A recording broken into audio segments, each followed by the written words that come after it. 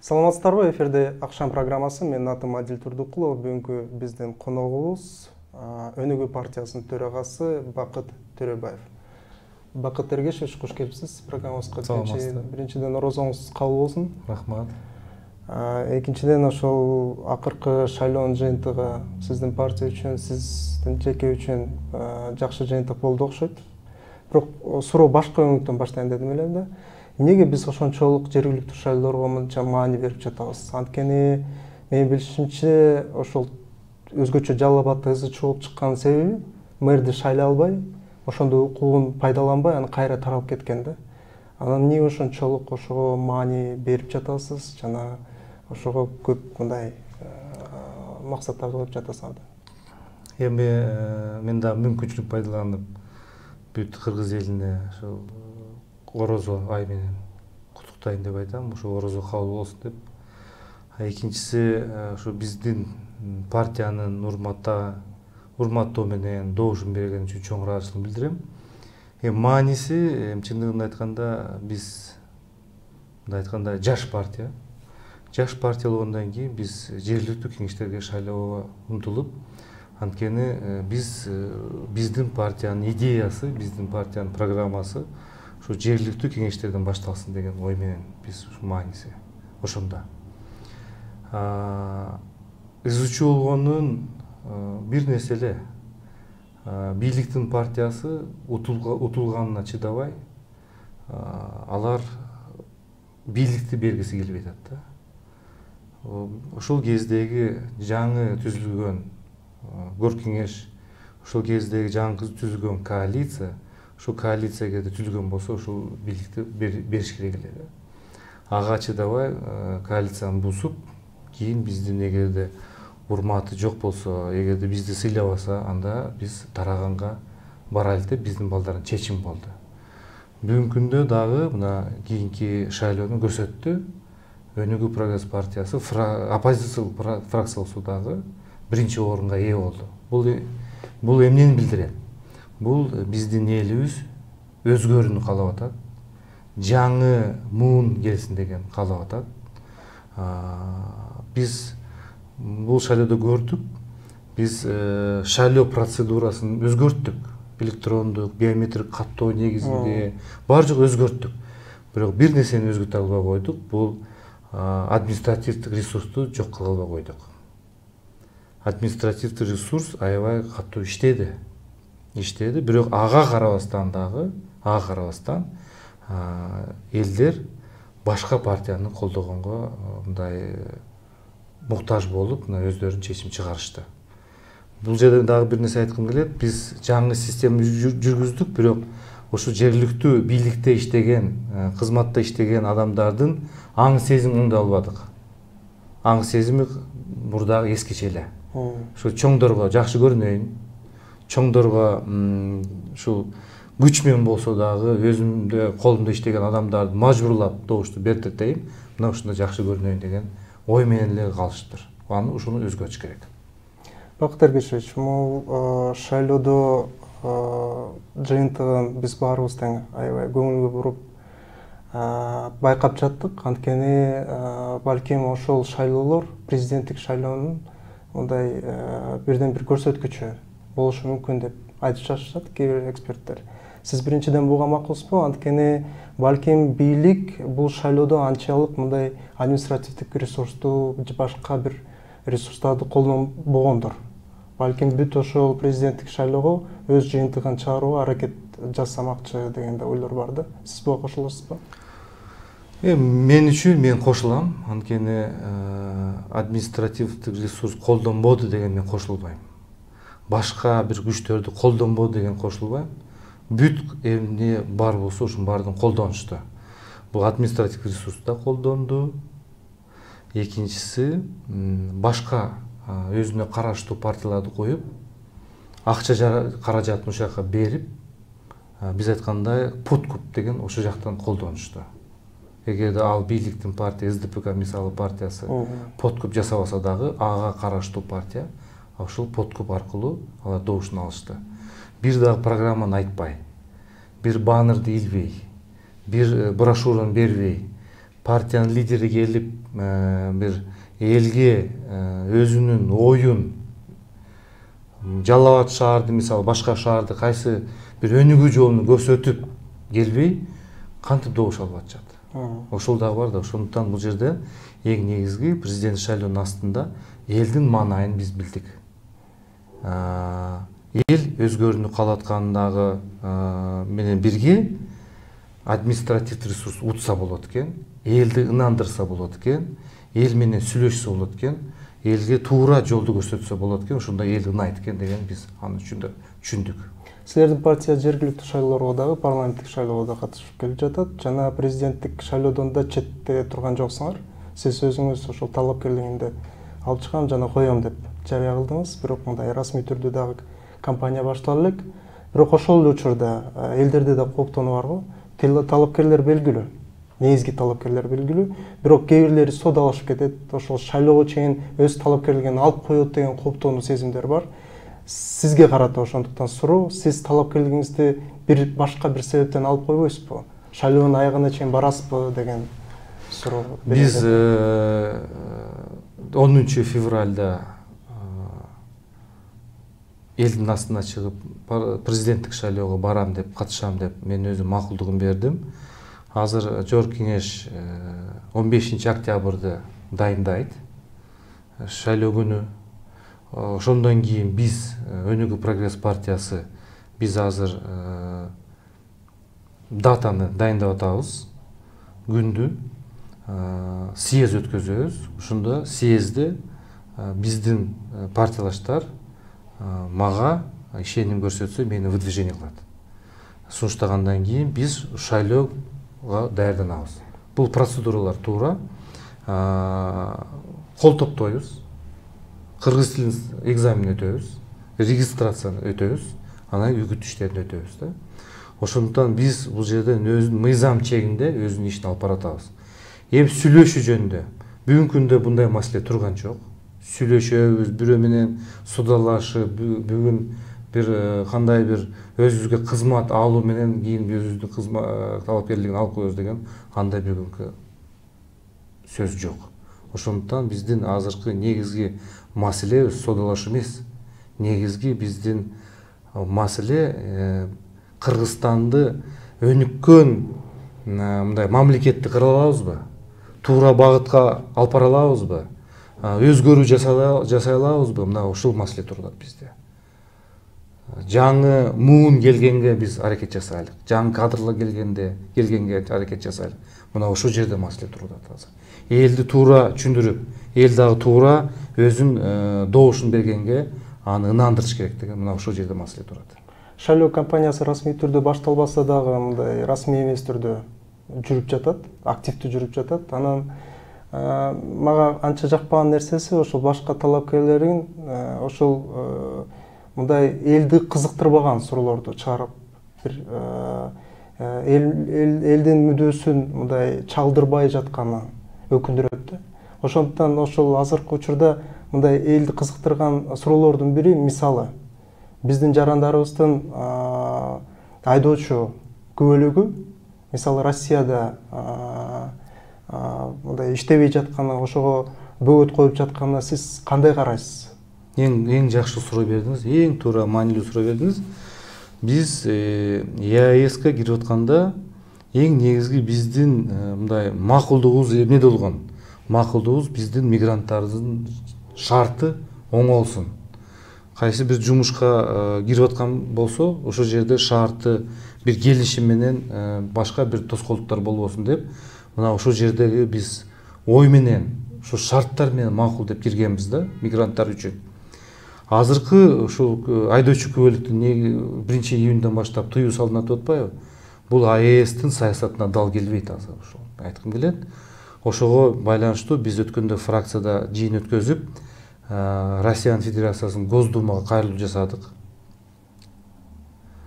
кандай бир мыйзам жол менен биздин жарандарга, Кыргызстан жарандарына жеңилдетүү боюнча мыйзам иштеп чыксын деген кайрылуу жасадык. Ошондуктан биз дагы айтып атабыз, биздин өкмөткө поручение берип атабыз, биздин миграционный кызматка поручение берип атабыз. Алар тез арада Тышкы иштер министрлиги менен тез арада ушул маселени чечсин деп тапшырма бердик. Эгерде кандай бир орчундуу маселе болуп атат бул, эгерде кандай бир чече албаган болсок, комиссия бар азыр, ЕСтин комиссия. Ушул комиссияга так суроону коюп, мына ушул маселени коюш керек. Анткени мигранттар жумушсуз жок калып калса, ал жерде бизде көбүнчө такси иштейт, таксиде иштейт, оор жүк ташуучу машиналарын айдоочу болуп иштейт. Канча адамдарыбыз кайра келип жумушсуз жок болуп калат, жумушу жок болуп калат, иштеп калышат. Анан кийин биздин мигранттардын акчасы, алар дагы көлөмү азайышы мүмкүн. Ошол коркунуч бар бул жерде. Ооба, анткени башка өлкөлөргө барганда биздин айдоочу көбөлүгүбүз иштейт да. Ал эми ошол ЕСке кирген Орусия мамлекети болгондо бизде да контондуруп жатат. Бакыт Эргешевич, могул сиздин партияңыз шаардык борбордук кеңешке активдүү катышкан болчу. Жөн эле катышпастан андан кийин ошол жыйынтыгында силердин өзүңөрдүн талапкерлигиңер чыкты, Нурдин Абдулдаев. Бирок ал мындай атаандаш болгон жок. Бул жерде дагы бийлик балким административдик ресурсту одоно колдонуп жибергендер. Биз болсо ошол Ибраимовдун жумуш иш жыйынтыгын көрүп жатабыз. Мисалы ошол элдин кызыкчылыгын эске албай, тротуарды кеңейтем деп бүт ошол бактарды кыйып жатат да. Силердин бул боюнча оюңар кандай? Биз ошол шайлоодон кийин мэриянын шайлоосунда биз талап койгонбуз. Келгиле, ошо Сентябрь телеканалына дебатка чыгайлык. Ооба. Элге ачык эле өзүбүздүн программасын тартуулайлык. Бул бир. Экинчиси, шаардын кеңешинин депутаттарынын астында өзүбүздүн программабызды көрсөтөйлүк, айтайлык, тартуулайлык. Андай болгон жок. Дебатта болгон жок. Анткени элдин астына чыгып, өзүнүн программасын айта албады. Бул же коркту, же кандай башка себептер мен билбейм. Мына кечеги маселе. Туура азыр биздин Бишкек шаарына аябай пробкалар көп. Бул анын балким ою жакшы, ушу кеңейтип жолдорду, пробкаларды азайтуу деген максатында. Бирок бир нерсе кемчилиги, алдын алуу деген иштер бар. Алдын алуу проект жазылат. Алдын алуу элдер менен сүйлөшөт. Алдын алуу талкуулоо жүргүзөт. Алдын алуу элдерди нандырат. Мына ушундай дарактарды биз кыябыз, бирок башка тротуар менен чогуу жараша башка да дарактар тигилет. Мына ушундай сиздерге ыңгайлуу шарт менен сиздерге жакшынакай мындай жакшынакай шарт түзүлөт деп айтыш керек эле да. Ошол болбостон мына ушун үчүн нааразычылык көбөйдү.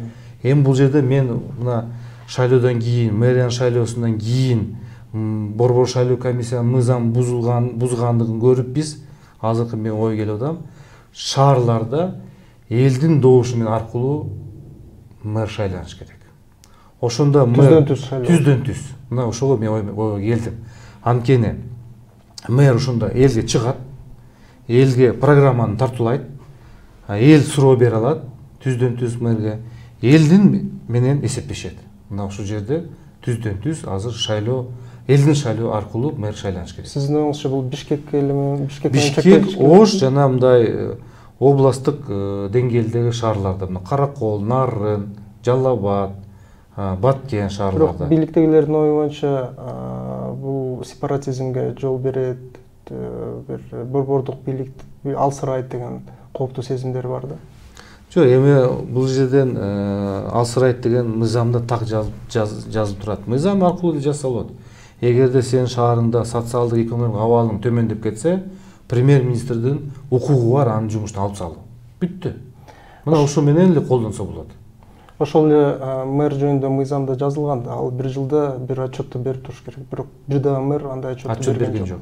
тууптура. Мэр гана эмес, биздин башбакандарыбыз дагы канча алмашып жатат, бирок бирөөсү дагы ошол иш кылганы үчүн жооп берген жок да. Кемчиликтери жана артыкчылыктары үчүн ошол жогорку кеңештен болобу же элдин астында мындай отчет кылганга кудурети жеткен жок. Мисалы Сооронбай Жээнбеков КСДП партиясынын атынан талапкер болуп аныкталып жатат. Бирок ошол башбакан отчет берет деп ишенесизби? Сиз Элдин астында? Элдин астында же парламенттин астында болобу? Мен былтыры июнь айында биз Өнүгүү прогресс партиясы элдин астына чыгып отчет бердик. Биз 1 жылдын ичинде кайсы жумушту аткардык. Азыр дагы июнь айынын аягында отчет берем. Мен дагы. Президент, төрага жана премьер-министр элдин астына чыгып отчет бериш керек. Азыр мына айтылып атат, курултай институтун киргизебиз деп. Ошол мен курултай институтун мен колдойт элем. Анткени элдин астына чыгып отчет же маалымат берүү, кандай бир информация берүү ушундай чыгыш керек. Эл ал күнүмдүк жашоо менен жашап атат. Бирок жалпы Кыргызстанда кандай саясат болуп атканын, кайсы бир иш-чаралар жүргүзүлүп атканын ал билбей калышы мүмкүн. Эгерде отчет берилип турса, ошондо жалпы Кыргызстанда 1 жылда же 2 жылда бир жолу отчет берилгенде, ошондо эл дагы бул саламат сактоо бул жумуштар аткарылыптыр. Билим берүү системада бул жумуш аткарылыптыр. Экономикада бул завод курулуптур, тиги завод курулуптур, мынча жумуш орундар түзүлүптүр. Миграция кетпеген адамдар тиги болуптур. Мектептин окуучуларынын билим сапаты жогорулаптыр, же төмөндөптүр деген отчеттун негизинде билет эле. Азыр бизде парламентте отчет берилет, бирок парламентте отчет берилип калган кандай болуп калды? Бул стандартты отчет эле болуп калды. Парламент отчет берилгенден кийин бир добуштан колдоп эле эске алдык же канааттандыра алдык деп отчет берип калат.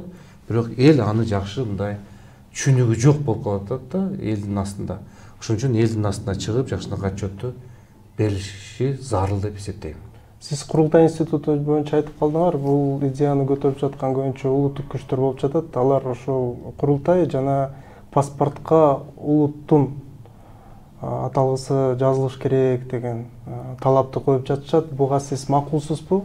Жана бул оюн бийлик эске албаганын сиз кандай карайт элеңиз? Эми улуттун паспортто улуттун жазуу боюнча маселесин айтып коеюн. Эми азыр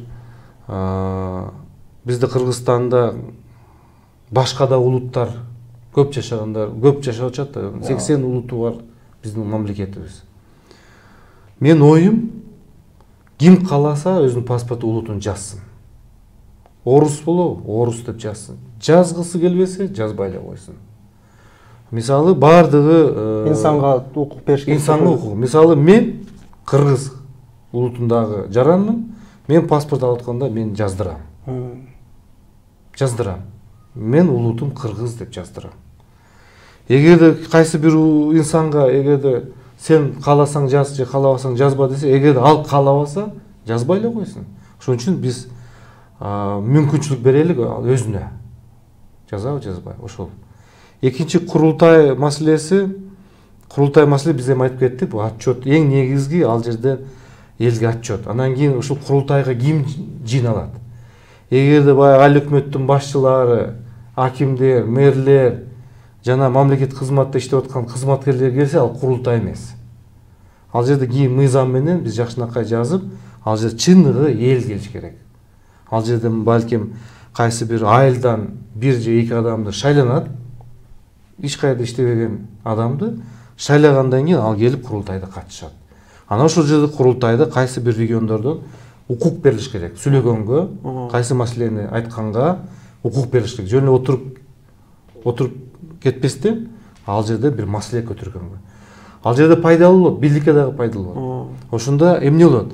Элдин атынан сүйлөгөн адамдардын оюн угат, эске алгандан кийин ал жерде көп жаңы, көп кандай десем бир маселелер да чечилип калышы мүмкүн да. Ошон үчүн бул жерде пайдалуу элге дагы, бийликке дагы пайдалуу курултай ойлойт элем да. сөзүңүзгө аралжым, ол президенттик шайлоого эмне мынча көңүл буруп жаткан себеби дагы ошол шайлоонун жыйынтыгы менен саясат өзгөрөт деген ой кеңири тараганда. Мисалы ошол кайсы бир президенттик талапкер жеңишке жетсе, анда конституцияны да өзгөртөт, парламентти да таратат деген да ойлор бар. Сиздин саясатыңыз кандай болот ошондо? Президенттин шайлоодон кийин мен ойлойм бул бир жаңы бир доор келет деп эсептейм да. Бир өзгөрүүлөр, жаңы кадрлар, жаңы ойлор, жаңы жүрүштөр, бир жаңылык келет деген үмүттөмүн да. Чындыгында мен Кыргыз Республикасынын жараны катары ушуну мен сезип атам дагы, каалайм ошону. Элдерде азыр мурда эгерде элдер стабилдүүлүктү каалап аткан болсо, азыр көбүнчө биз сурамчылоо жүргүздүк. 64% биздин элибиз өзгөрүүнү каалап атышат. Өзгөрүүнү. Бул экономикада болсун дагы, бул мамлекеттик башкарууда болсун, кайсы жерде болбосун, бул өзгөрүүнү каалап атышат. Коррупциянын азайышын каалап атышат. Жумуш орнунун көбөйүшүн каалап атышат. Өзүнүн баласынын билими деңгээлинин жогорулашын каалап атышат. Ушунун баардыгын каалап атышат да. Ошондуктан азыр мисалы мына Жогорку Кеңештин толугу менен өзүнүн вазифасын аткара алган жок азыр. Ачык айтканда. Эл менен сүйлөшсөң, 120 депутат аябай көптүк кылып атат деп айтып атышат.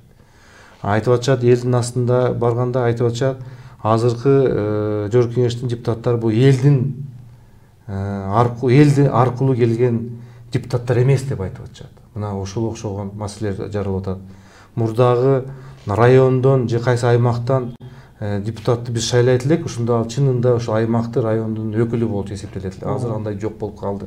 Ошондо нааразычылыктар болуп атат. Бирок бир жагынан дагы биз партиялык системаны жоготпош керекпиз. Партиялык система бул кандай болсо да бул коом. Ар жактан келген жарандардын коом бул. Ошол коомдо ар кандай пикирлер болот, үй бүлөлүк башкарууга жол бербей атат да. Ошон үчүн жаңы президент келиши менен өзгөрүү болуш керек. Керек болсо конституцияда алмашыш керек. Жакшы жака өзгөрөм десе, конституциядагы, керек болсо парламенттин саны кыскарышы керек болсо, эгерде эл туура көрсө, эл референдум аркылуу бир адам жоопкерчилик мойнуна алсын деген айтса, анда ошого дагы макул болуш керек. Президенттик системага. Эгерде ушун биз көбүнчө ички саясат боюнча айттык, анан кийин 90-жылдары Акаев көп векторлук саясат жөнүндө айтчы. Сиздин оюңузча Кыргызстанда ошондой көп векторлук саясат керекпи, ошондой болуш керекпи? Жана биздин коңшу мамлекеттер менен кандай мамиле түзүлүш керек? Ошогончо бир-эки сөз айтып койсоңуз. Мен Москвага барып келдим да. Москвага барып, ал жерде экономикалык форумга катыштым. Европадан келишти, Япониядан келишти. Ал жерде Россия, көбүнчө Россия жарандары болду, экономисттер болду, бизнесмендер болушту. Мен бир нерсени түшүндүм. Биздин базарыбыз экономика жактан бул ЕАЭС экен. Анткени биз 98-жылы ВТОго кирдик. Бирок ВТО киргенден кийин биз ВТОдон эч кандай пайданы көргөн жокпуз. Эмне үчүн? Биз өзүбүз күнөөлүүбүз.